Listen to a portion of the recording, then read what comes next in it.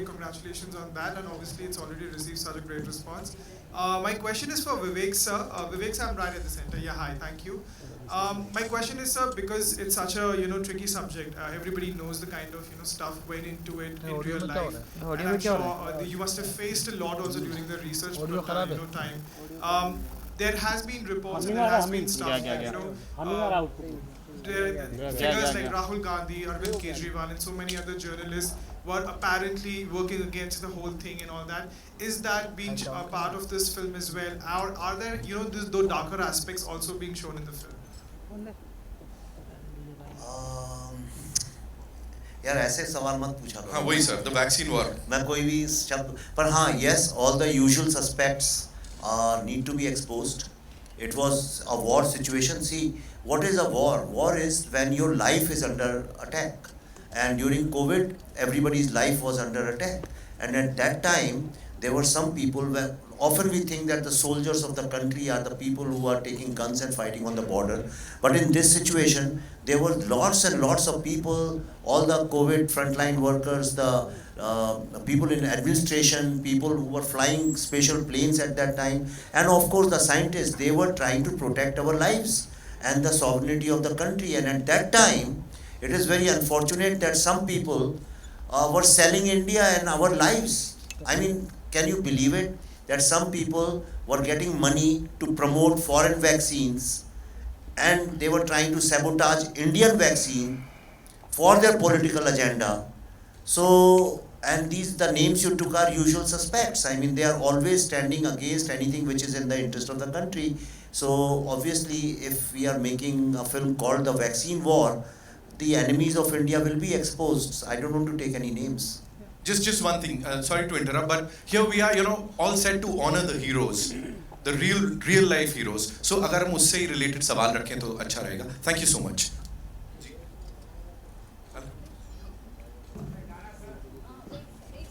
Sir, we'll give you the mic. Don't worry, sir. मैं mic लेके आता हूँ. हेलो सर, मैं दीपेश पांडे, दैनिक जागरण से।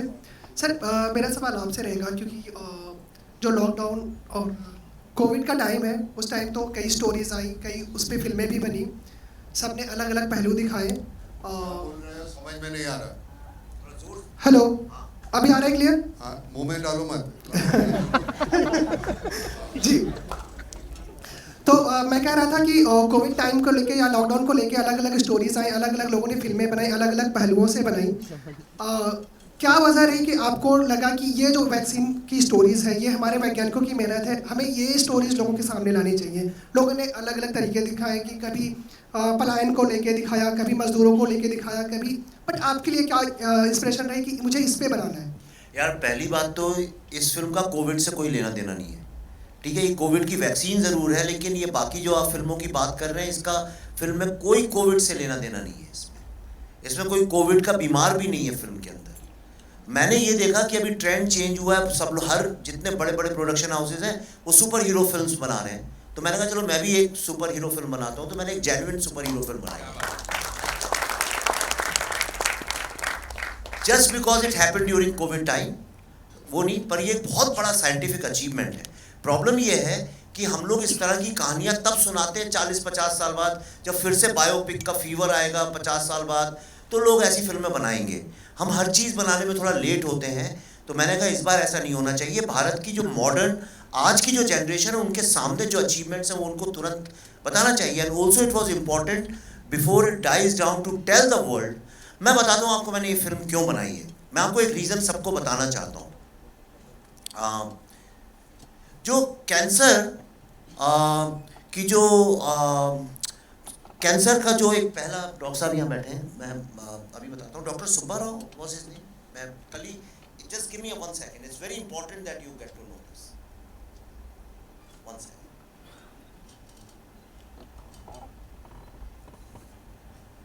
वाई सुब्बाराव, ये नाम शायद आप लोग नहीं जानते होंगे, राइट? लेकिन मैंने अभी कुछ ही दिन पहले मैं पढ़ रहा था कि he made the first anti-cancer drug called methotrexate, और it was written by an American scientist. He said he deserved 3 Nobel prizes, not 1, 3 Nobel prizes. पर unfortunately प्रॉब्लम क्या होता है कि जब चीज़ होती है तब उसको हम रिवॉर्ड नहीं करते, वो चली जाती, ख़त्म हो जाती है। जब मैं इंटरव्यू कर रहा था तो मुझसे एक साइंटिस्ट ने बोला, एक वायरोलॉजिस्ट ने, कि हमारे यहाँ छोटी छोटी बातों में 26 जनवरी को उनकी झांकियाँ निकलती हैं, ऐसा कोई फैसेट नहीं है ह्यूमन लाइफ का जिसके ऊपर झांकियाँ नहीं निकली हैं। पर आज तक बायोसाइंस और वायरोलॉजी के जो साइंटिस्ट हैं उनके ऊपर आज तक एक झांकी नहीं निकली, वैक्सीन बनाने के बाद भी, इस साल के 26 जनवरी में भी नहीं निकली। प्रॉब्लम ये है कि हम भी जब अपने बच्चों से कहते हैं साइंटिस्ट बनो, तो हम हमेशा रॉकेट साइंस या इंफॉर्मेशन टेक्नोलॉजी की बात करते हैं, पर हम लोग कभी इस तरह की साइंस की बात नहीं करते जो हमारी हेल्थ से जुड़ी हुई है। हम हेल्थ के नाम पर सिर्फ डॉक्टर बनाना चाहते हैं। तो अगर हम अपने बायोसाइंस में, वायरोलॉजी, ऐसे जो सब्जेक्ट्स हैं जिससे हमारी ज़िंदगी सेफ है, अगर उसको लेके इंस्पायर नहीं करेंगे बच्चों को, तो how will we become a great pharma power in the world. जी सर, एक सवाल और रहेगा। फिलहाल में एक काफ़ी ट्रेंडिंग चीज़ चल रही है वन नेशन वन नेम को लेकर, कि इंडिया और भारत को लेकर, और आपके पोस्टर पे भी इंडिया कैन डू इट लिखा भी है। तो इस पर आपकी क्या राय है? और अगर हिंदी सिनेमा की बात करें, चूँकि हम फिल्मों की बात कर रहे हैं, तो उस पर वन नेशन वन नेम का क्या कुछ प्रभाव पड़ेगा, क्या देख रहे हैं आप? यार अभी इसको छोड़ ही दिया जाए, पिक्चर में ही जवाब है ना। You want to say something? पहले मैं कुछ बोलूँगा वो तुझे भी समझ में नहीं आएगा, क्योंकि तू बोल रहा है मेरी समझ में नहीं आ रहा। मैं इसको पूछ रहा हूँ, तेरी समझ में आ रहा है क्या पूछ रहा है? एक नॉर्मली क्या होता है, हम जब बोलते हैं तो सामने वाले के पल्ले बढ़े, मैं बोल रहा हूँ पल्ले बढ़ रहा है, बस हो गया, जवाब मिल गया ना।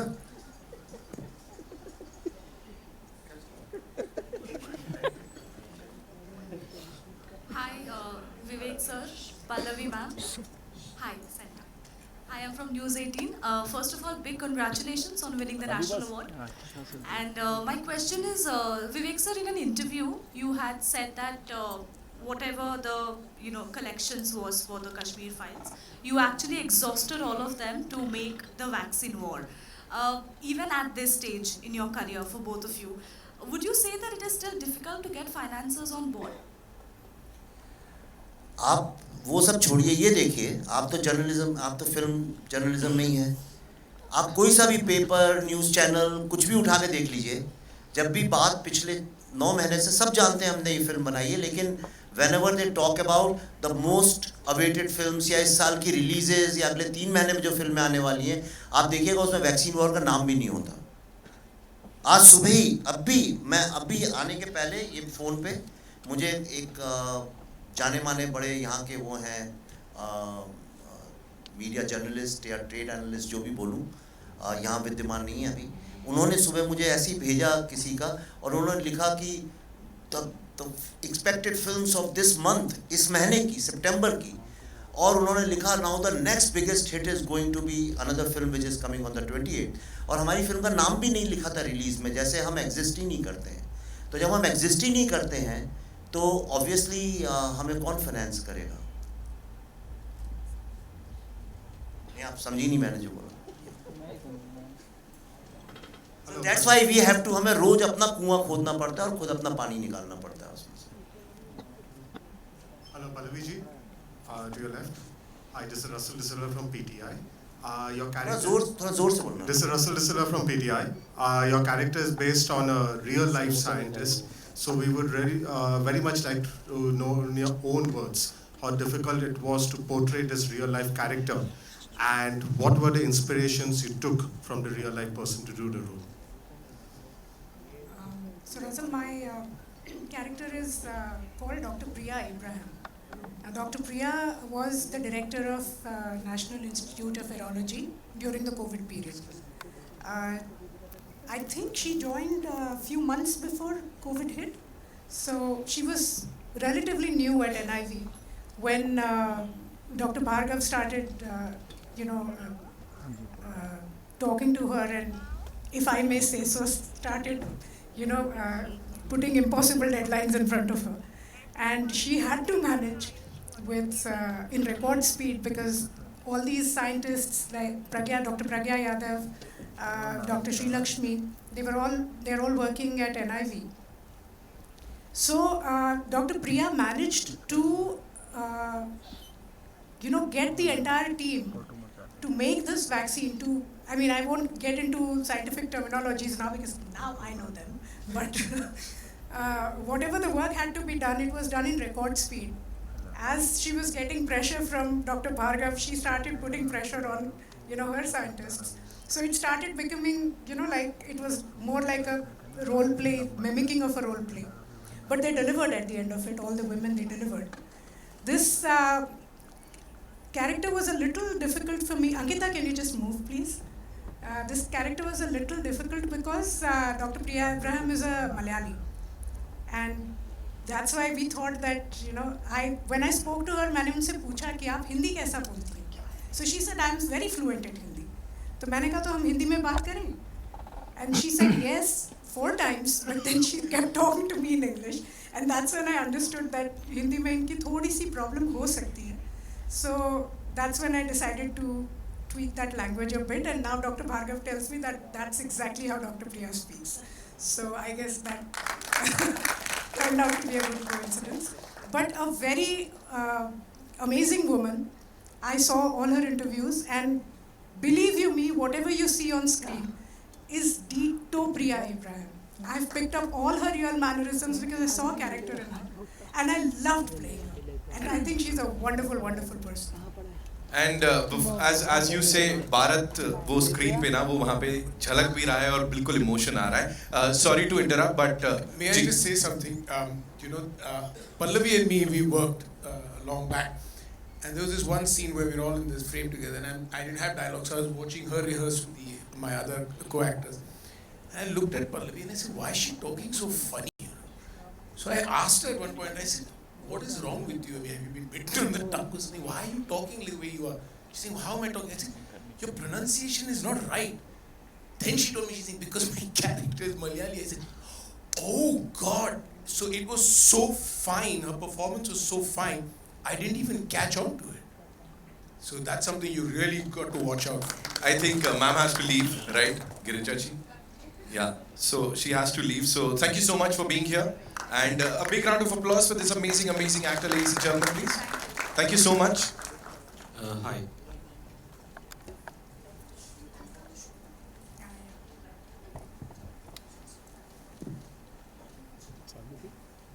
Yeah. Hi, Mayur from Beyond Bollywood. I have one simple question for Pallavi ji and one for Vivek sir. Pallavi ji, obviously looking at, if you can see me, Mayur in the center. So obviously after Tashkent Files, the Kashmir Files, and how pleased are you that in this film you're not playing the cynic, and as Mr. Vivek often says, the urban Naxal? Well, I'm glad Vivek didn't give me Raima's character in this.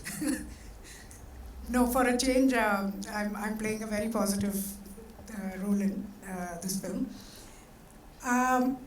I chose to play those 2 characters actually in Tashkent and Kashmir because when I read the script, I fell in love with Aisha Ali Shah of Tashkent Files simply because she's shown to be a cripple in the movie. And I thought that it was very metaphorical of Vivek to write that character of somebody who's kind of handicapped in their own thinking. And for an actor, I think it's a big challenge when you cannot move around to still create that energy.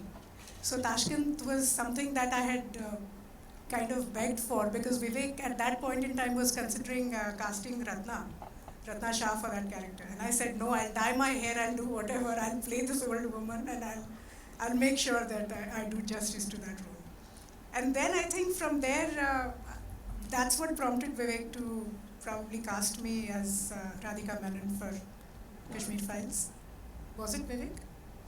Because you had that role in your mind when you wrote That was a good audition. Vivek, my question to you is, looking at Raima's character is in a film which is based on a true story. Is her character a work of fiction, or are there inspirations over there as well? See, in this film, there is no fiction. That's why it's called a true story. If you know the rules and the guidelines of CBFC, you're not allowed to write a true story in any film. Maximum you can do is inspired by true life incidents. That's what you can do.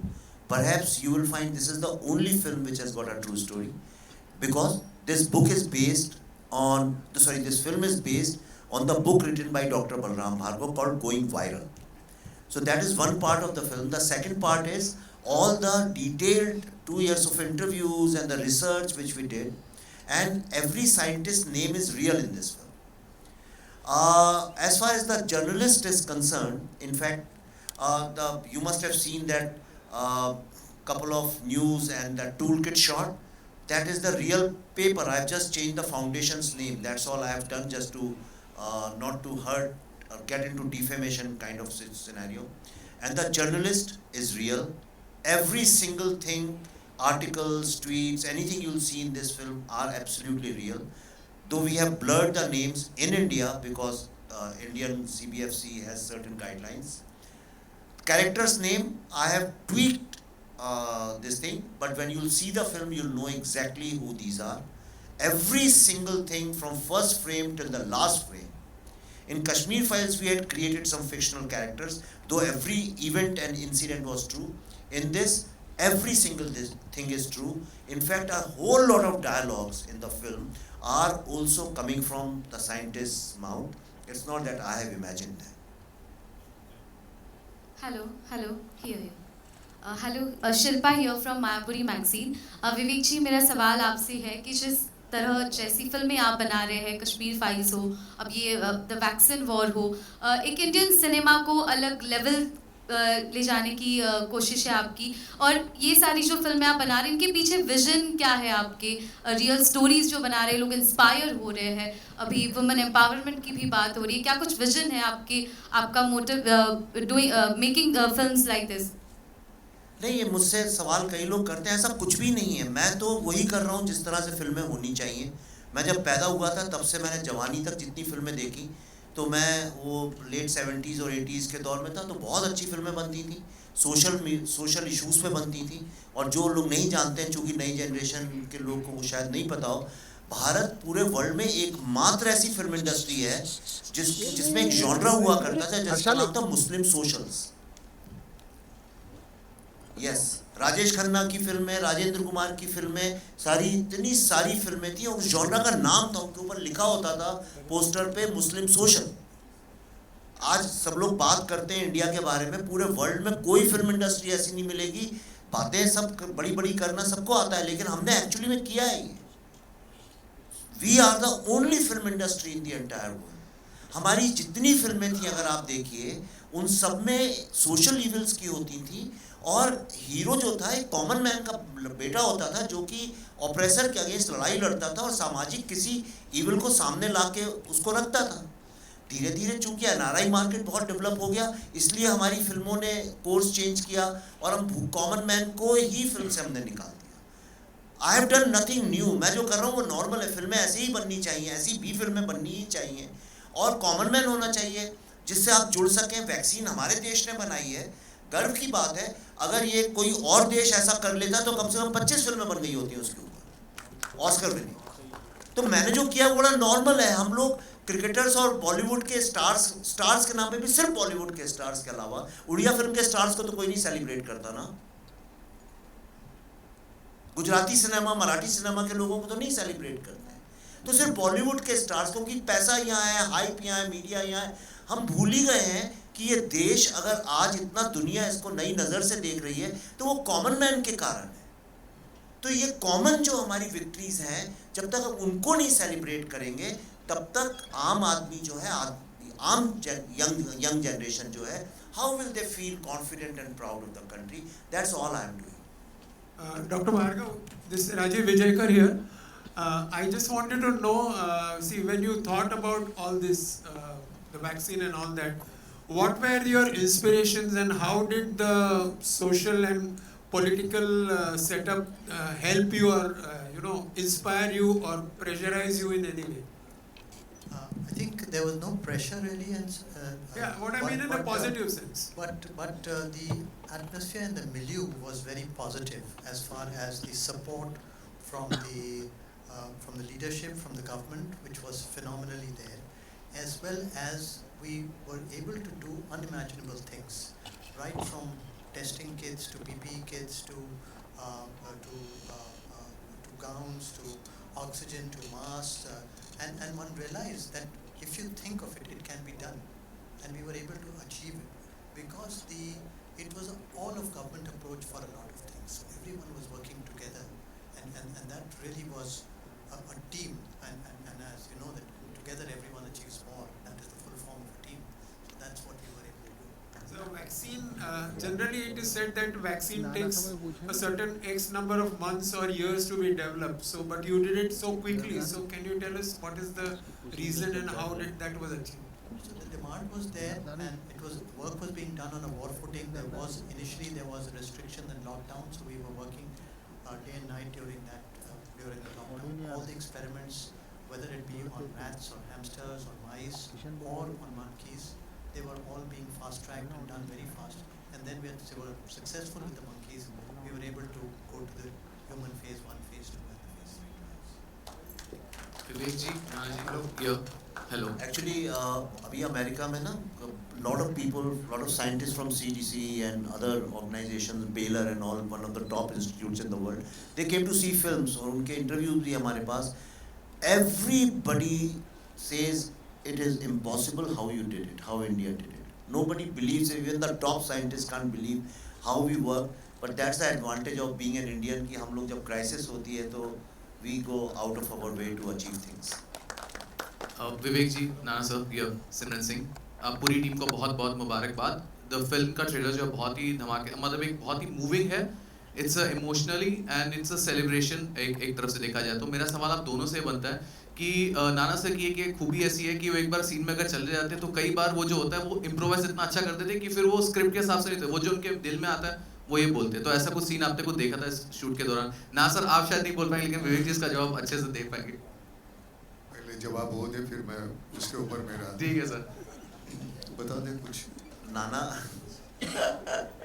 नाना मतलब he's a born writer. He has this knack. आप कुछ भी करो उसमें he can add one small कुछ. He doesn't do much. ऐसा नहीं है कि scene change कर दिया, dialogue he never, not even once. एक line, एक word, एक full stop, एक comma, कहीं फिल्म में कुछ नहीं change. But he'll just come and add one thing. वो पूरा scene जो है change हो जाता है, not only for him, but everybody who's in that scene. So that way नाना के बहुत सारे छोटे inputs हैं जो actually कुछ एक चीज़ें मुझे भी नहीं समझ में आई थी और वो हमने तो उनको बहुत serious समझ के edit किया है. These are serious moments, पर उसमें कहीं हल्का सा एक humor था जो अभी हमने screenings की, because I realized कि in all the 12 screenings exactly at the same point everybody laughs. In fact बहुत सारे तो American young लड़के लड़कियों ने भी वो point out किया मेरे को, and they also found it very funny. So he adds things which become very sometimes humorous, sometimes intense. But Nana is an asset. अब मैं नाना पे बात चली तो एक और बात बताता हूँ. जब ये बात चल रही थी कि किसको इसमें कास्ट करें, ये बहुत डिफ़िकल्ट था इसके लिए कास्ट करना, क्योंकि इसमें दो चीज़ें चाहिए. एक तो पावर ऑफ पर्सनैलिटी भी चाहिए था कि somebody who is leading a team, जब सारी दुनिया कह रही है इंडिया can't do it, और अपने ही देश के बहुत सारे लोग एक कैंपेन चला रहे हैं वॉर की तरह से, like enemies that India must not do it. India किसी तरह, कई लोग थे बड़े पावरफुल लोग जो चाहते थे कि इंडिया बस फेल हो जाए, इसमें इंडिया वैक्सीन ना बने हमारी, फिर देखेंगे मज़ा आएगा, कुछ लोग मरेंगे तो उसके बाद हम कहेंगे देखो सब लोग फेल हो गए इस देश में. एक आप फिल्म देखेंगे आपको समझ में आएगा. और दूसरी तरफ एक बंच ऑफ पीपल थे जो कह रहे थे India can do it and we must do it. तो वो लीड करना, इतने बड़े विलन्स के सामने उसको लीड करना, उसके लिए एक पर्सनैलिटी भी चाहिए थी, cinematic personality, and Nana fits to the T in that. दूसरा जो एक चैलेंज ये था कि क्रेडिबिलिटी, और क्रेडिबिलिटी वो परफॉर्मेंस की, जब वो आदमी बोले तो लोगों को यकीन आए कि अगर ये आदमी बोल रहा है ये सच है तो वो सच ही है. और वो तभी आ सकती है जब लोगों व्यूअर्स के दिमाग में वो कंसिस्टेंट परसेप्शन रहा. तो मैंने एक छोटा सा रिसर्च भी हमने किया और हमने देखा कि बहुत सारे ऐसे एक्टर्स और स्टार्स हैं जिनकी पूरे बॉडी ऑफ वर्क में सम ऑफ द ग्रेटेस्ट एक्टर्स 2-4 फिल्में तो कम से कम कहीं गड़बड़ हो गई, कुछ हो गया, कहीं परफॉर्मेंस थोड़ा मीडियोकर हो गया. पर I found there is only one actor and you must admit it, ये मैं बता रहा हूँ आपको, शायद आप भी नहीं जानते हो. देयर इज़, अगर आप रिसर्च करें you will find there is only one actor in modern cinema जिसका एक भी परफॉर्मेंस कम नहीं है. In every role whichever he has done, he has been consistently superb and wonderful, and that was Nana. And these are the two reasons why I said, कुछ भी हो, I am willing to do anything, but Nana must do this role. मैंने आपको भी नहीं बताया. मैंने पूछा अगर मैं नहीं करूँगा तो कौन करेगा? पहला सवाल तुझे पूछा था मैंने, अगर मैं ना करूँ तो कहते हैं ना कर ही नहीं सकते, बाकी का मैं संभाल लूँगा. मैंने कहा मैं अंग्रेजी में जिस तरह से तू चाहता है, जो एक फ्लुएंसी चाहिए, वोकेबुलरी चाहिए, वो तो है नहीं हमारे पास, हम तो वो रट के बोलेंगे. नहीं वो मुझ में उसकी जो एक लाइन है ना, उसने मुझे वो करने पे मजबूर किया, वो मुझ पे छोड़ो. और मैं सच कहता हूँ, मैंने सब कुछ उस पर छोड़ा.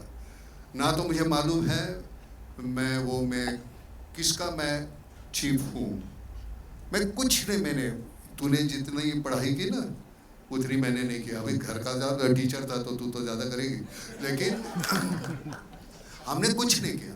हमने जितना उसने बताया उतना किया.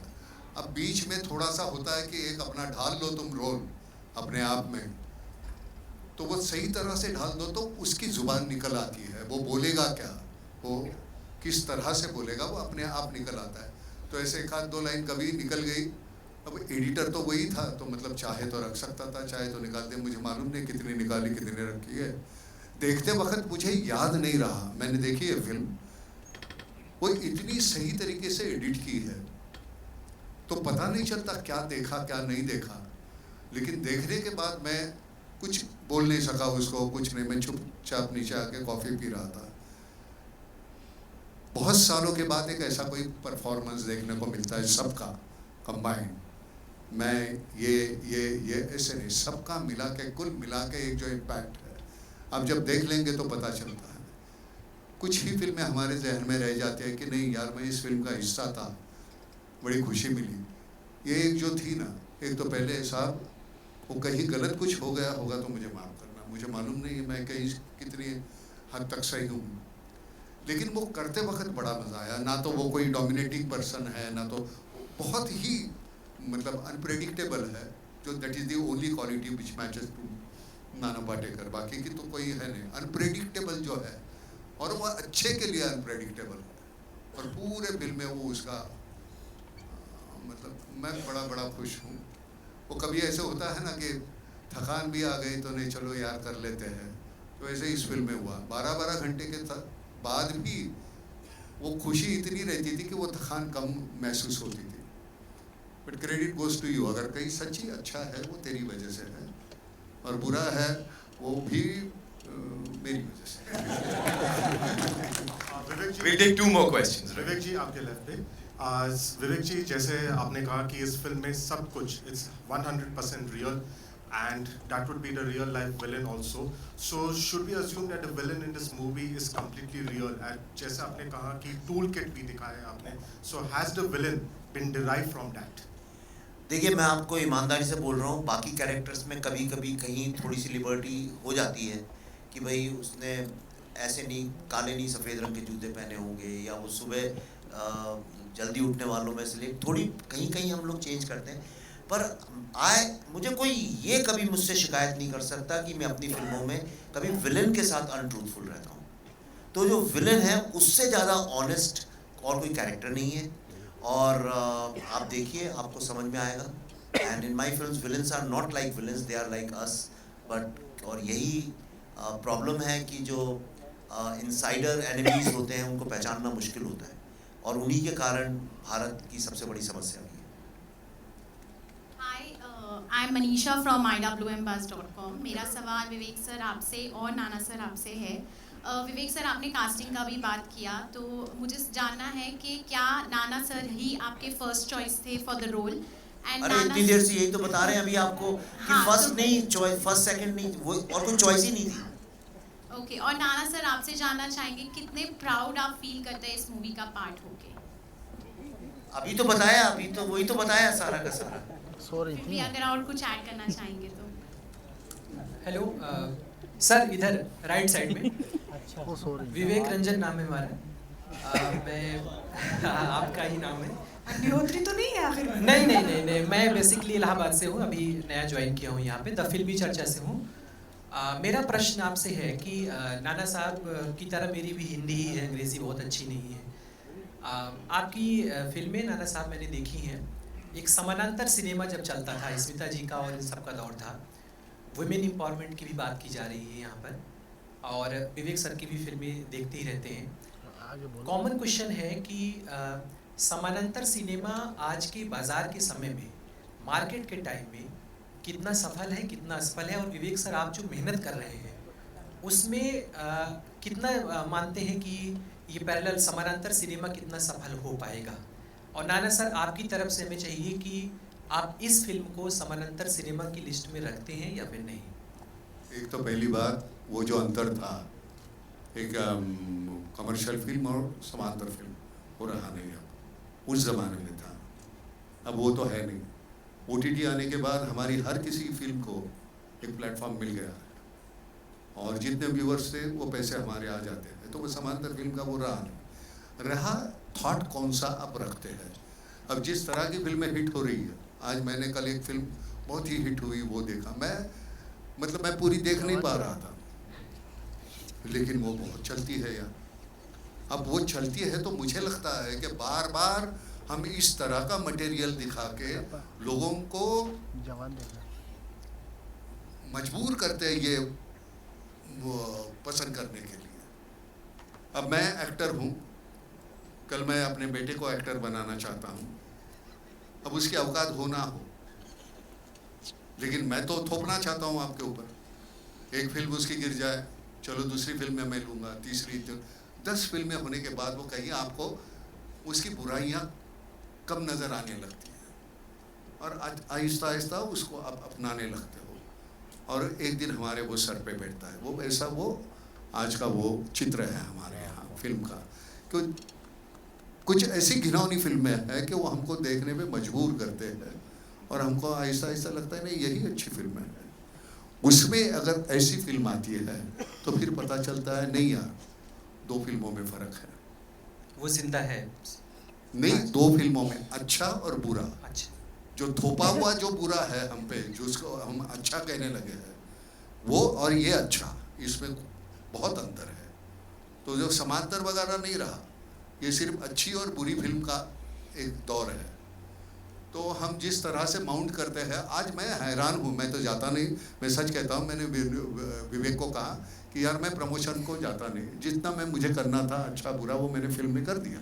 अब यहाँ आके मुझे क्या बोलना है, मैंने ऐसे किया वैसे किया, उससे कोई फ़र्क पड़ने वाला नहीं है। लेकिन इतनी तादाद में लोग आते हैं प्रमोशन के लिए, मैं पहली बार महसूस कर रहा हूँ। मेरे समझ में नहीं आता यार मैं क्या बोलूँ। और सबसे गंदी बात यह है कि ये गलत लफ्ज़ निकल गया ना, तो इतना बड़ा कुछ बोल दिया उसमें से वो गंदा लफ्ज़। अब है भाई, इंसान है, एक आधा इधर उधर हो जाता है, लेकिन वो नहीं होता। तो हमें वो, मैंने तो वो बोलना ही बंद कर दिया। जितनी जान डालनी है अपने काम में डालो यार। यहाँ बोल के मैं बड़ी बड़ी बातें करूँ और मेरी बकवास फिल्म है तो थोड़ी चलने वाली है, और ना भी करूँ तो अच्छी है तो वो चलनी ही चलनी है। और ये मैं सच कहता हूँ, मुझे वो अंदर से लग रहा था कि नहीं यार जाना चाहिए, तो मुझे वो खाम वो कहीं गांव से मैं इधर आना पड़ा। लेकिन नहीं, ये फिल्म है। अगर दूसरी कोई एक बहुत कमर्शियल किस्म की फिल्म होती तो वो शायद नहीं जाता। लेकिन मुझे लगता है कि मेरा अपना बच्चा है, मैं हूँ, मेरा खून है। मुझे लगता है कि ये मेरी बिरादरी है जहाँ से हमने शुरुआत की थी। आपकी गिद्ध फिल्म हमने देखी है। बहुत बहुत शुक्रिया सबकी, पूरी टीम को बहुत अच्छा लगा सर, बहुत शुभकामनाएं। Vivek Ranjan, thank you sir. Hello Vivek Ranjan, वो समानांतर की जो आप बात कर रहे थे, मैं एक बात बताना चाहता हूँ कि ऐसा कई लोग मुझसे बोलते हैं अलग, हम कुछ अलग कर ही नहीं रहे जी। एक मुझे बहुत बड़े दिग्गज संगीतकार ने बात बोली थी कि अगर आप बेसुरा गाना, बहुत सारे बेसुरे गाने ही सुनते रहे तो उसी को सुर समझ बैठते हैं, वही आपका सा बन जाता है। और अगर एक गांव में सिर्फ बेसुरे गाने सुनने की आदत पड़ जाए तो कोई सुर वाला जो सही सुर में गा रहा है, लोग उससे यही पूछते हैं आप इस सुर में क्यों गा रहे हैं भाई। You understood what I am saying. और मैं कोई नया नहीं बाहर से फिल्म इंडस्ट्री में आ गया हूँ कि कोई एक बड़ा फ्रस्ट्रेटेड आर्ट फिल्म बनाने आया था तो अलग तरह की फिल्म बना रहा हूँ। मैंने भी कमर्शियल फिल्मों में काफ़ी साल दिए हैं और बहुत बड़े बड़े स्टार्स के साथ बनाई हैं, और मैंने बड़े बड़े स्टूडियोज़ के साथ सब प्रोजेक्ट्स पे बैठा भी हूँ। मैं बताता हूँ मैंने ऐसी फिल्में बनानी क्यों शुरू की, क्योंकि सब जगह मुझसे हर स्टार ने, हर प्रोड्यूसर ने, हर स्टूडियो ने यही बोला, यार कहानी थोड़ी सिंपल कर दो, लोगों को समझ में नहीं आती है, मतलब थोड़ा डम डाउन कर दो स्टोरी को। एक बहुत बड़े स्टार है मुझसे कहा था, अरे रे ये इंडियन ऑडियंस को कहानी बहुत कम देनी चाहिए, इनको कुछ समझ में नहीं आता है। ये पूरी जो एक धारणा बन गई है कि ऑडियंस डम है, और करते करते करते करते हमने वाकई में एक अच्छी खासी तादाद डम ऑडियंस की क्रिएट की है। अगर आप चैलेंज, और ये बात हमने बुद्धा इन ट्रैफिक जैम से, ताशकंद फाइल से, कश्मीर फाइल से और इस फिल्म से प्रूव करेंगे। इतने कॉम्प्लेक्स आइडियाज जिसमें 50 कॉम्प्लेक्स थीम्स चलती हैं मेरी हर फिल्म के अंदर, हर कैरेक्टर कॉम्प्लेक्स होता है।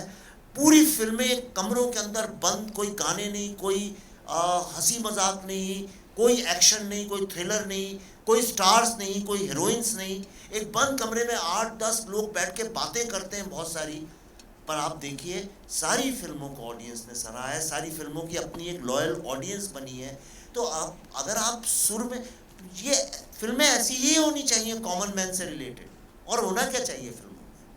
तो मैंने आपसे कहा कि मैंने सुपर हीरो फिल्म बनाई है, अब आप डिसाइड करिए कौन सी सुपर हीरो फिल्म इंटेलिजेंट है और कौन सी डम्ब है, ये आपको डिसाइड करना है। नहीं, मैं सच कहता हूँ, वेलकम करते हुए और ये करते हुए दोनों में उतनी ही जान डालनी पड़ती है।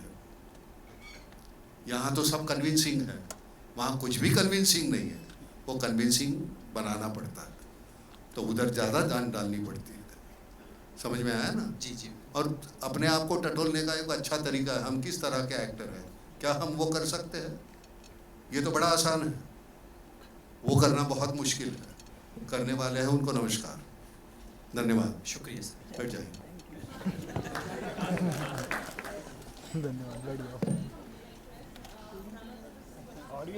ऑडियो रानी बोल, मोटे नहीं बोल।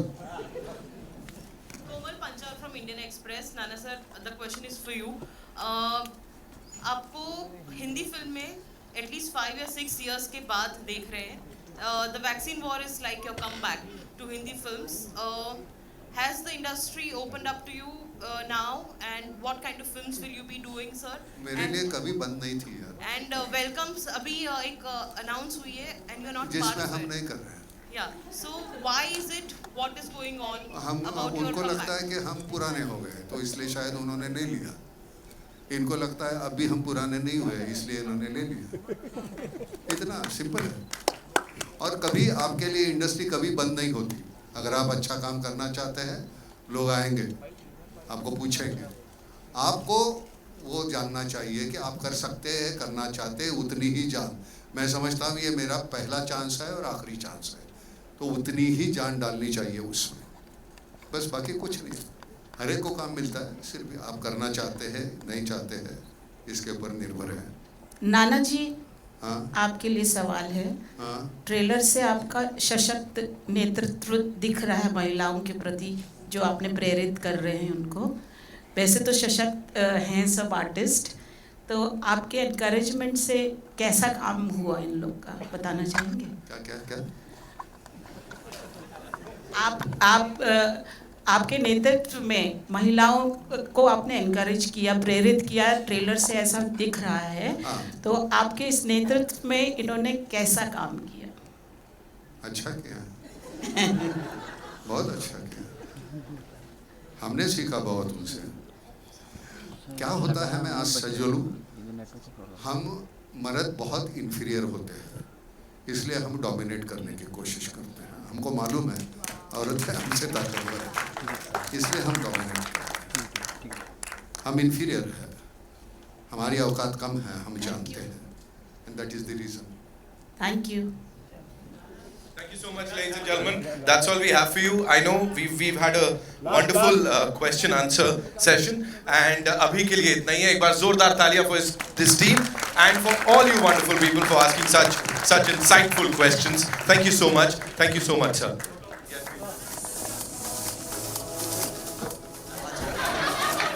अच्छा just one person we forgot to acknowledge when we introduced our crew to you.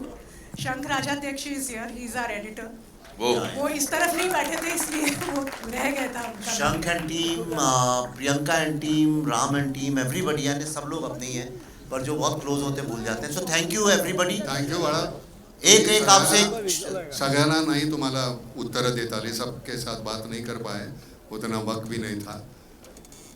एक ऐसे कोई सवाल सामने करता है तो वो एक लिंक लग जाती है. तो वैसे भी हम पहले किसी का सुनते नहीं थे, आजकल कम सुनते हैं, तो इसकी वजह से पहले वो प्रॉब्लम है. तो आमने सामने करेंगे इंटरव्यू जो है.